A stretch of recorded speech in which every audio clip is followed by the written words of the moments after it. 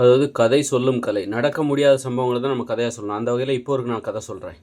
என்ன பண்ணாங்கன்னா, அதாவது இறந்து போன எங்க சொந்தக்காரங்க எல்லாருமே வந்து திரும்ப வந்துட்டாங்க. நைட் வந்து கிட்டத்தட்ட 12 மணிக்கு கதவ தட்டுறாங்க. இறந்து போன சொந்தக்காரங்க 10, 15 பேர் வந்துட்டாங்க. 12 மணிக்கு கதவ தட்டுறாங்க. கதவ தட்டி, "என்ன தூங்கிட்டியா?" அப்படின்னு கேட்குறாங்க. இல்ல தூங்கல. இப்போ ரெடி. நீங்க வரேன்னு சொல்லியிருந்தீங்கல்ல, ஏற்கனவே லெட்டர் போட்டிருந்தீங்க. அதனால இப்போ சொல்லுங்க வாங்க, இப்போ சாப்பிட்டீங்களா? எல்லாரும் வந்து உட்காருங்க அப்படின்னு இறந்து போன சொந்தக்காரங்கள பொதுவா என்ன சொல்லுவாங்க? என்ன பேயின்னு சொல்லுவாங்கல்ல, அப்படி கிடையாது. இறந்து போன சொந்தக்காரங்க வந்திருக்காங்க, வீட்டுக்கு வந்திருக்காங்க. நம்ம அப்படி சொல்லக்கூடாது, அது தப்பு. அப்போ வந்து வீட்டுக்கு வந்திருக்காங்க, எல்லாரும் உட்காந்துருக்காங்க, எல்லாருக்குமே சாப்பாடு எல்லாம் பரிமாறப்படுது. எல்லாருமே சாப்பிட்டுட்டு கொஞ்ச நேரம் தூங்குங்க, அப்புறமா நம்ம பேசலாம். அப்போ அவங்க சொன்னாங்க, ரொம்ப தூரத்துலேருந்து நாங்கள் வந்திருக்கோம், அதனால் ரொம்ப களைப்பாக இருக்குது அப்படின்னு சொன்னாங்களா. சரி நாங்கள் படுத்து தூங்க போகிறோம் அப்படி சொன்னாங்க. இந்தாங்க ஆளுக்கு ஒரு தலைவாணி எடுத்துங்க. படுத்து தூங்குனாங்க. பயங்கரமாக கொரட்டை விட்டாங்க. டர்ரு புருன்னு பயங்கரமாக கொரட்டை. அதாவது பயங்கர பயங்கர கொரட்டை. அந்த தெருவில் எல்லாருமே எந்திரிச்சிட்டாங்க. என்னப்பா இவ்வளவு கொரட்டை, பயங்கரமாக கொரட்டை விடுறாங்க எல்லாரும். அது பார்த்தீங்கன்னா 10 சொந்தக்காரங்க நிறைய பேர் இறந்து போன சொந்தக்காரங்க, தாத்தா, தாத்தாவுக்கு தாத்தா, அந்த தாத்தாவுக்கு தாத்தா, இப்படி பல பேர் வந்துட்டாங்களா. வந்து ரொம்ப தூங்கிட்டு இருக்காங்க. ரொம்ப ரொம்ப சந்தோஷமாக இருக்குது. எல்லா சொந்தக்காரங்களும் திரும்ப வந்துட்டாங்க அப்படிங்கும்போது ரொம்ப சந்தோஷமாக இருக்குது. பயங்கரமாக கொரட்டை விடுறாங்க. அப்படியே இந்த தெருவில் உள்ளவங்க எல்லாருமே எந்திச்சிட்டாங்க. என்ன இவ்வளோ சத்தம், என்ன சத்தம், என்ன சத்தம்னா, நம்ம இறந்து போன நம்ம சொந்தக்காரங்களாம் திரும்ப வந்திருக்காங்க. இப்போ தான் சாப்பிட்டாங்க, வயிறு நிறைய சாப்பிட்டாங்க.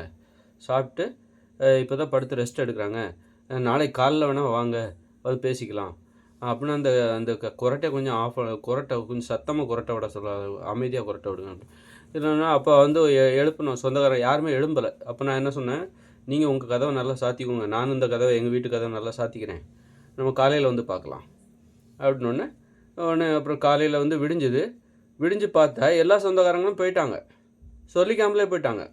என்னென்னு அப்புறமா தான் தெரிஞ்சுது, அவங்களுக்கு பகல்னாலே பிடிக்காதான், வெளிச்சம்னாலே பிடிக்காது. அதனால தான் நைட்டு 12 மணிக்கு வந்திருக்காங்க. வெளிச்சத்தை கண்டா அவங்களுக்கு பிடிக்காதான்.